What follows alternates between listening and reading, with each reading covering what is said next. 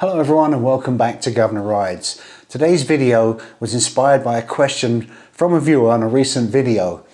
And it's a question that I'm having great difficulty in answering. Let's give it a shot though. Coming up right after this.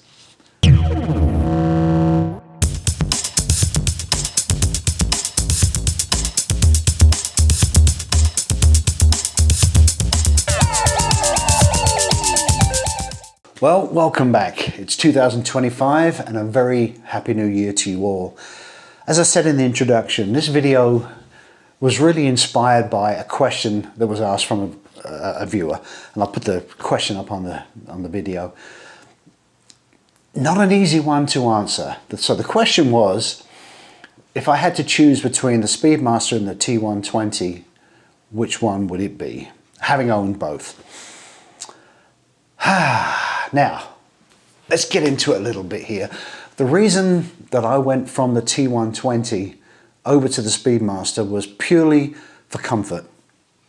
I love the T120, and if you've seen my previous videos, please give them a watch. I was gushing over that thing. I loved it. I actually got emotional at one point. Everything about that bike was right. The paint scheme, the ride, the iconic Triumph name, you know, it was perfect. It was everything I wanted. The only reason that I made the change was because of some pain that I'm getting leaning forward. It's just old age. I'm not going to have surgery. I'm not going to be cut up for money.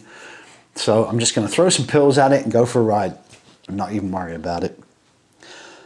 So I chose the Speedmaster, which I had ridden previously because of the more comfortable riding position. So if I can just describe it, when you're on the Speedmaster, you've got the beach bar, you're sitting and your wrists are slightly, it's not uncomfortable, it's different, it's noticeably different. Where on the T120, I was forward, it was leaning forward. The bike does push you, or I should say, the seat position pushes you forward onto the tank, which for me was creating this sort of downward pressure a little bit. If you don't have issues like that, then you're not going to notice any difference. It's going to be fine. But for me personally, I decided to make the change. I guess to start answering the question, the first thing would be the riding scenarios. What are you looking to get out of the motorcycle? The person that posed the question is coming from a Tiger 900. So, and I've never owned one of those. I've never ridden one of those. And those of you that have ridden adventure bikes like that might be better ones to give an opinion on this one in the comments below. Please do. If you go from the Tiger 900 down to the Speedmaster, the first thing you're going to notice is the big difference in seat height. You're going from 31, almost 32 inches down to 27 inches. It's a cruiser, it's a low bike, it's kind of smaller. If you are smaller in stature, it's not really going to be a big deal for you. You can comfortably plant your feet flat on that at 5'4", 5'5" inches. I'm 5'11" and some change, and my knees are slightly bent on it when I'm flat-footed. We're talking about the Speedmaster. On the T120, there was a 31-inch seat height. You can do your conversions on your phone, which I had no problem flat-footing either. I do like to feel like I'm up a little bit. So what I did on the T120, I also did on the Speedmaster, was I took the shocks up a couple of clicks. I felt, for me, that was set for adding equipment later on. I don't carry a passenger, by the way, on my Speedmaster. That's a different bike for me.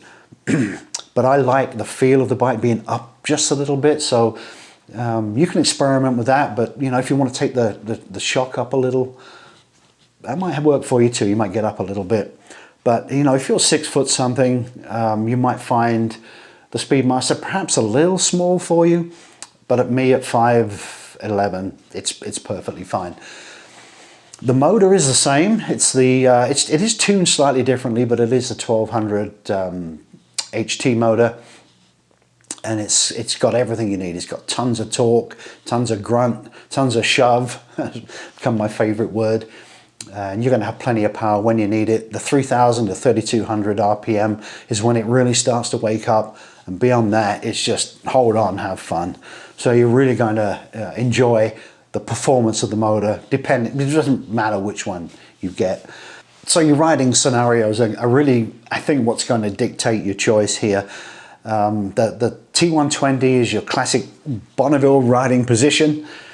The Speedmaster is more of Triumph dabbling in the cruiser market, I would say. Now, cruiser, you know, that's, you'd think that's not your laid back sort of Harley thing, but this is more of a light to medium weight cruiser with a feet forward position. I personally wouldn't consider it a long distance touring cruiser, although, you know, to be proved wrong, there are a lot of people out there that do thousands upon thousands of miles. There's one guy that has Red Ang Revival, I think his channel is, that has put thousands of miles on, loaded up with equipment as well. So he's really a good one to watch if you want some good touring information about the Speedmaster. But I took my T120 camping, I loaded it up pretty well. I felt that I could get more on the T120 than I could on the Speedmaster. There's a little bit more seat room to put a dry bag and some other things. I had a top box at one point on the Bonneville, although I wouldn't recommend that. It just doesn't feel right with a top box, and it spoils the look of the bike, quite honestly. The Speedmaster has a narrower pillion seat. I don't have a backrest on it. I have no reason to put a backrest on it. The rack at the back, you can put a rack on it, but the handrail at the back I took off, mainly because I just prefer the look of it without. I've done seat upgrades on the Speedmaster. I didn't touch the seat on the T120, but you will notice there's a huge difference in the seating arrangement between the two. With the bench seat, you can move back and forth a little bit while you ride. With the Speedmaster, you're pretty much on a solo seat with a separate pillion. I changed mine out for the comfort seat, the quilted one, and I find you can move a little bit more than you could with the stock Speedmaster seat with the little lumbar support in there, which I think it was a good idea on paper, but I didn't find it particularly comfortable, and got that seat changed out as soon as I could. As I've said, the power of the motor equal pretty much. There's only 1 or 2 horsepower between them, and once you get the revs up pretty high, they're fun to play on. However, there is another thing that should be taken into account. If you like getting out and clipping the bends a little bit, your T120 is going to do it a lot better. You've got a lot higher ground clearance. You're not going to be scraping the pegs. I don't know what the lean angle is. I'll have to put that up on the screen. But the first thing I noticed on the Speedmaster was, because it's lower to the ground, first ride out, it's going to happen. You know, if you're used to throwing the T120 about and then you go to the Speedmaster, you're going to grind. It's just the way it is. So be prepared for that. You're not going to be able to throw it around quite as much. It is a gentlemanly kind of a rider. You know, you're going to go out there, bit of sightseeing, a few bike nights, just some casual trips. I think the T120 you can get a little bit down and dirty with, and I know I was able to. Hence 2 very unfortunate speeding tickets, which I'm not bragging about, and I will cover that in another video. The detrimental side of getting a bit carried away, shall we say. But anyway, I think what it really comes down to is what you're looking to do on the bike. If you're just looking to get out on the road and just have a nice, pleasant, fun, comfortable, enjoyable ride, jump to a coffee shop or a restaurant or whatever, have a day out, Speedmaster will not only do that, it will turn heads while you do it too. The paint schemes obviously vary a little bit. I've got the chrome, so mine is a bit of a head turner. The T120 black was a head turner too. There are differences in maintaining the look of the bike. The blacked out engine needs to be kept clean, and it needs to be washed regularly because it can start to show marks. I've also have that problem with my Speedmaster too, that I've really got to get in and polish the casings up a little bit. I've seen that on other YouTube videos too, where you do have to get in and clean them. Missenden Flyer did one where he pointed out he was just demoing the bike, had it for a couple of weeks, and it was already starting to show some discoloration. So that's something that if you own the Speedmaster, be prepared for some polishing. With the T120 black, be prepared to be washing it a lot. You've got like a flat black exhaust system, you've got a flat black engine. You do need to keep it clean because it will show the marks pretty quickly. But the payoff of that is that when it is clean, it looks immaculate. Both bikes sound great. The Speedmaster has the edge, in my opinion, in the exhaust note sound. It rumbles, it pops, it's got that little after run, that little popping in the exhaust when you shut off the throttle a little bit. You don't really notice that so much on the T120. I love it on the Speedmaster. In fact, I've said on other videos where I'll intentionally do that because I like that popping, and it's a nice deep popping sound that for a stock exhaust system, I would say it's probably one of the best I've heard.